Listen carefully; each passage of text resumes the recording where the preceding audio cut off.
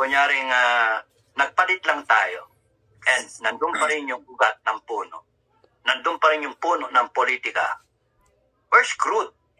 Because lilipas yung term ng isang tao, no matter how galing niya, Duterte is the best example. Duterte, hanggang ngayon gusto niyong bumalik si Duterte. Hanggang ngayon, tumatanda yung tao. Yung dating Duterte na magmumura na ganyan-ganyan siya, medyo mahina ngayon, aakayin pa. Ano pa gusto niyo ibigay ng tao sa inyo? Kaluluwa niya? Mawa kayo. Why? Because you do not appreciate na ang problema is yung ano natin, yung setup natin.